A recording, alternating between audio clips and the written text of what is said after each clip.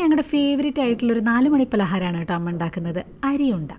അപ്പോൾ നമ്മുടെ മട്ട റൈസാണ് ഇവിടെ എടുത്തിരിക്കുന്നത്. അത് നന്നായി വറുത്തിങ്ങനെ പൊട്ടി പൊട്ടി പൊരി പോലായി വരുമല്ലോ, അപ്പോൾ അതൊന്ന് പൊടിച്ചെടുക്കുക. അതിലേക്ക് നാളികേരം എത്ര വേണമെങ്കിലും ഇഷ്ടമുള്ളതിനനുസരിച്ച് ചേർക്കാം. പിന്നെ നമ്മുടെ ശർക്കര പൊടിയാണ് ചേർക്കുന്നത്. ശർക്കര അല്ലെങ്കിൽ ഇങ്ങനെ പൊടിച്ച് അങ്ങനെയും ചേർക്കാം കേട്ടോ. അത് നന്നായിട്ടൊന്ന് മിക്സിയിൽ അടിച്ചെടുക്കുക. നല്ല ചൂടായിരിക്കും അരി വറുത്തതിൻ്റെ. അപ്പോൾ നല്ലോണം ചൂടാറുന്നതിന് മുന്നേയും എന്നാൽ അത്യാവശ്യം കൈ പൊള്ളാത്ത രീതിയിലും ആയിട്ട് ഉള്ള ഒരു സമയം വരുമ്പോൾ ദേ ഇതുപോലെ പൊടിച്ചെടുക്കുക. ശർക്കര നമുക്ക് ഇഷ്ടത്തിനനുസരിച്ച് മധുരത്തിനനുസരിച്ച് കൂട്ടും കുറയ്ക്കുകയും ചെയ്യാം. ഇതിങ്ങനെ വാരി തിന്നാനാണ് ഭയങ്കര ഇഷ്ടം കേട്ടോ. ഇത് എപ്പോൾ ഉണ്ടാക്കിയാലും പണ്ട് കുട്ടിക്കാലത്തെ സമയമാണ് ഓർമ്മ വരിക. കാരണം ഇരുന്നരിപ്പിനൊരു 10 അരി ഉണ്ടെങ്കിൽ അങ്ങനെ കഴിക്കും. പക്ഷേ കഴിക്കുമ്പോൾ അടുത്ത് കുറച്ച് വെള്ളം കൂടെ വെക്കാൻ ശ്രദ്ധിക്കണം. കാരണം ചിലപ്പോൾ തൊണ്ടയിൽ കുടുങ്ങി ചാവാൻ ചാൻസ് ഉണ്ട്.